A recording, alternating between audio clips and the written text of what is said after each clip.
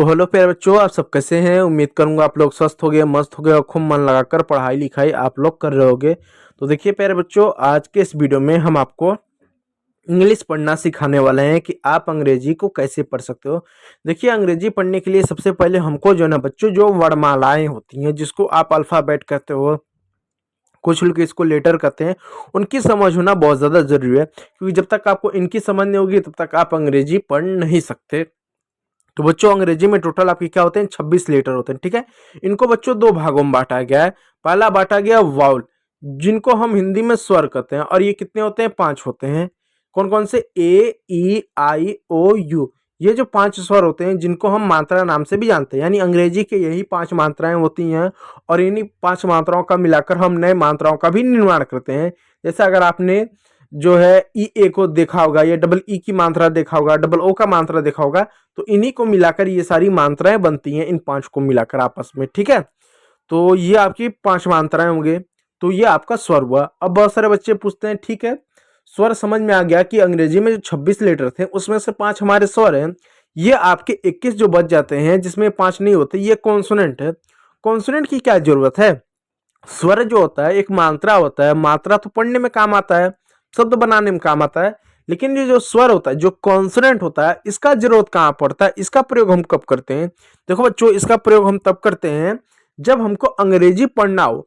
क्योंकि अब बच्चों, अंग्रेजी पढ़ते समय हम क्या करते हैं, जो कॉन्सोनेंट का जो साउंड होता है उसका साउंड पढ़ते हैं, ना कि नाम पढ़ते हैं। जैसे मैं एग्जाम्पल तौर पर अगर मैं एक अक्षर लिखूं, इसको क्या पढ़ोगे, बहुत सारे बच्चे कहेंगे इसको हम बी पढ़ेंगे।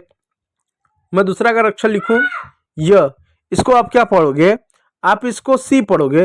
तो बच्चों, आपने इसको बी पढ़ा, इसको सी पढ़ा है, इसका ये नाम, ये बी है, ये सी है, लेकिन अंग्रेजी पढ़ते समय इसका साउंड पढ़ते हैं। जैसे जो बी होता है, उस बी को बी ना पढ़ते हुए ब पढ़ते हैं, सी को सी ना पढ़ते हुए क और स पढ़ते हैं।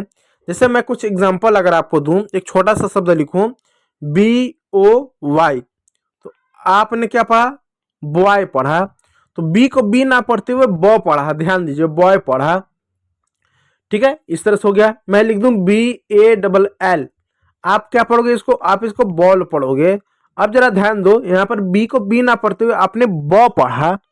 उसी रूप में यदि और थोड़ा सा डिटेल में जाए, विस्तार से समझिए, सी ए आर, तो सी को सी ना पढ़ते हुए क पढ़ा, ए को ए ना पढ़ते हुए आ पढ़ा, और आर को आर ना पढ़ते हुए र पढ़ा। टोटल आपने कार पढ़ा। तो इस हद से आप समझ सकते हो कि जो आपका 21 जो कॉन्सोनेंट होता है, पढ़ते समय हम उनका साउंड प्रयोग करते हैं। बहुत सारे बच्चे के सामने यदि कोई स्पेलिंग लिख के दे दिया जाए, जैसे जी डबल ओ डी, अब मान लो कोई बच्चा है, इसको नहीं मालूम इसको क्या पढ़ेंगे, तो जी डबल ओ डी, जी डबल ओ डी करता रह जाता। उसको समझना पड़ेगा कि जो जी, हम इसको जी क्यों पढ़ रहे हैं, इसको हमको ग पढ़ना है, ना कि जी, क्योंकि अंग्रेजी पढ़ रहे हैं तो जी पढ़ो, डबल ओ को ओ नहीं पढ़ो, ऊ पढ़ो, और डी को ड पढ़ो। तो एक सब ज उ डी, गुड, ऐसा पढ़ो। तो इस चीज को आपको ध्यान देना पड़ेगा। ठीक, चलो स्टार्ट करते हैं अपने क्लास को। बहुत ज्यादा इन सभी चीजों पर बात नहीं करेंगे। चलो, नियम नंबर 5 से हम स्टार्ट करते हैं। अब नियम नंबर 5 क्यों, क्योंकि 1 2 3 और 4 इन नियमों को मैंने पढ़ा दिया। ठीक है, अब नियम क्या मैं आपको बता दूं। देखो बच्चों, पहली बात, हम यहाँ पर अंग्रेजी पढ़ने हैं। अंग्रेजी के जो मूल शब्द होंगे, जैसे इस तरह का मार्क्स, लास्ट, ब्लास्ट, इस तरह के शब्द पढ़ेंगे। तो अंग्रेजी में जो बच्चों जो ये मात्राएं होते हैं, ए ई आई ओ यू, इनका एक निश्चित उच्चारण नहीं होता। जैसे हिंदी अगर पढ़ते हो, हिंदी में अगर मान लो ये आ की मात्रा आ गया, तो ये उसका चिन्ह है, इसको हर जगह हम आ की ही मात्रा पढ़ेंगे। ऐसा नहीं कहीं पर ये ऊ की मात्रा हो जाएगा, या कहीं पर छोटी की मात्रा हो जाएगा। आ की मात्रा आपकी हर जगह आ की ही मात्रा रहेगी। लेकिन प्यारे बच्चों, जब हम अंग्रेजी पढ़ते हैं, अगर अंग्रेजी में अगर आपका ए आ गया, तो हम ये नहीं कह सकते ए को हम सिर्फ ओ की मात्रा पढ़ेंगे, आ की मात्रा पढ़ेंगे, ए की मात्रा पढ़ेंगे, या आई की। ये गलती से थोड़ा सा उल्टा हो गया। हम ए की मात्रा पढ़ेंगे, ए की मात्रा पढ़ेंगे, या ओ की मात्रा पढ़ेंगे। ए का उच्चारण फिक्स नहीं होता है। अगर मैं लिख दूं सी ए टी, तो आपने ए को यहाँ पर ए की मात्रा पढ़ दी, कैट पढ़ा। मैं लिख दूं सी ए आर, तो ए को यहाँ पर देखो आ की मात्रा पढ़ा, हो गया कार। अब मैं लिख दूं सी ए डबल एल, इसको कॉल पढ़ोगे, काल नहीं कॉल, औ की मात्रा पढ़ दिया। तो मतलब ए देखो फिक्स नहीं है, सब में सी ए है, यहाँ पर भी सी ए है, यहाँ पर भी सी ए है, यहाँ पर भी सी ए है, लेकिन यहाँ पर इसका उच्चारण कै के रूप में हुआ, तो यहाँ पर का के रूप में हुआ, तो यहाँ पर कौ के रूप में हुआ। तो यहाँ पर फिक्स नहीं होता है, तो उसका नियम होता है कि कब किसका क्या उच्चारण करेंगे। तो चलो नियम को पढ़ते हैं। तो नियम 5 को देखो, नियम 5 क्या है। नियम 5 को देखो, जब ए के बाद एस टी हो, एस के हो या एल हो, एम हो, इस तरह के अगर अक्षर हो अंग्रेजी में या आर हो, तो वहां पर ए का उच्चारण आ के रूप में करते हैं। देखो कभी भी ए के बाद आर दिख जाए, एस दिख जाए, टी दिख जाए, ठीक कहते हैं, एल दिख जाए, एम दिख जाए, तो वहां पर आप उसका उच्चारण हमेशा किस रूप में करेंगे, आ के रूप में करेंगे, ए का। जैसे एग्जांपल देता हूं, जैसे एल, जैसे L A S T, L को क्या पढ़ेंगे, लॉ पढ़ेंगे। ए को क्या, आ की मात्रा, क्योंकि बगल में एस है। एस को क्या पढ़ेंगे, आधा स, टी को पूरा ट, हो जाएगा लास्ट। अब हम सवाल उठता है कि हमने स को आधा क्यों पढ़ा, क्योंकि एस टी एक साथ है, बीच में कोई मात्रा नहीं है, तो हो गया लास्ट, इसलिए आधा स।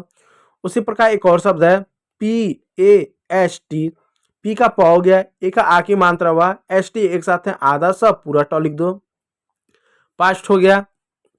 उसी प्रकार B L A S T, B का आधा ब, मात्रा नहीं है, पूरा ल, ए का आ की मात्रा, आधा स पूरा ट, ब्लास्ट हो गया।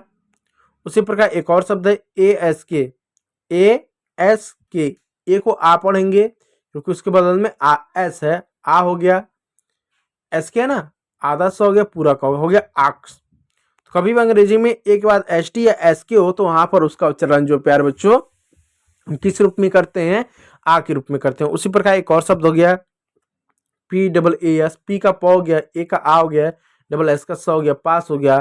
किसी रूप में क्लास हो गया, ग्लास भी आपका हो जाएगा, इस बात को याद रखिएगा। चलिए अगला क्या शब्द क्या है कि जब अंग्रेजी के किसी शब्द में ए वाई आए, क्या है, ए और वाई आए, तो वहां पर ए वाई का उच्चारण ए की मात्रा के रूप में करेंगे। ए से एडी होता ना, जैसे एम ए वाई, एम का क्या लिखो, म लिख दो, ए वाई को ए की मात्रा, हो गया मे मतलब मई का महीना।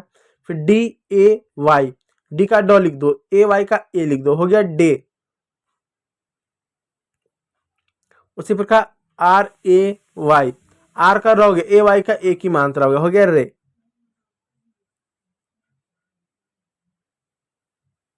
ठीक है, इस तरह का शब्द हो गया। तो प्ले में ट्रे स्टे ले क्ले रे और वे मिलता रास्ता, इस तरह के। तो इस तरह देख सकते हैं यहाँ पर सारे सारे शब्द आपका हो गया। यहाँ देखो एस टी ए वाई, दो कॉन्सोनेंट एक साथ है, मात्रा नहीं है, तो आधा सा पूरा ट ए वाई का ए हो गया स्टे। यानी मैं ये बताना चाहता हूँ कहीं पर भी ए वाई हो तो उसका उच्चारण ए के रूप में करते हैं। जैसे आप रेलवे में देखो लास्ट में ए वाई होता है, रेलवे आप उसको पढ़ते हो, रेलवे ए वाई को। चलिए 7वां नियम, जब अंग्रेजी के किसी शब्द में ए आई के बाद एन हो या एल हो, ए आई के बाद एन हो एल हो, तो भी ए आई का उच्चारण ए की मात्रा के रूप में करते हैं। जैसे पी ए आई एन, अब वो ए आई है, ए आई के बाद एन है, तो ए का उच्चारण होगा, कैसे होगा, पी का प हो गया, ए आई का ए की मात्रा होगा, एन का न हो गया पेन, पेन में से होता है दर्द, पता है।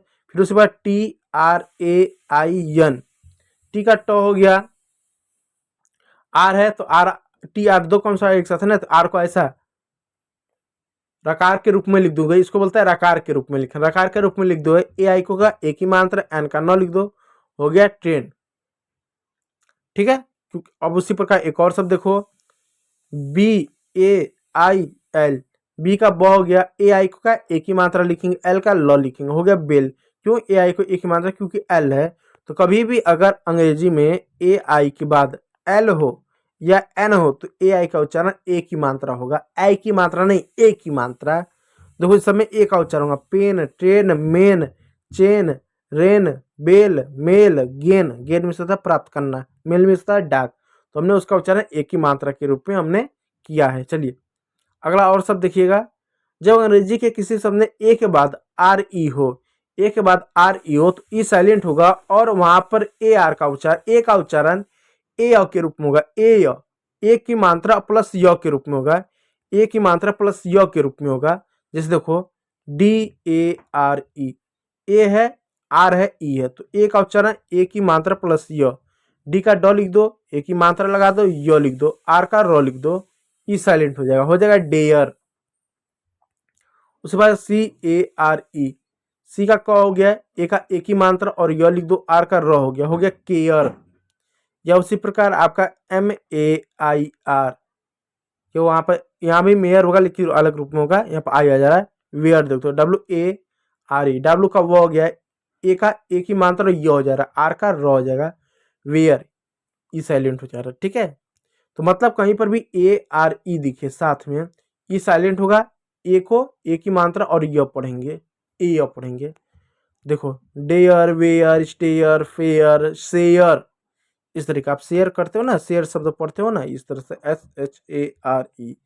SH का क्या श हो गया, ए का क्या एक ही मात्रा और य हो गया, एक ही मात्रा और य हो गया, आर का र हो गया, ई साइलेंट हुआ, शेयर हो गया।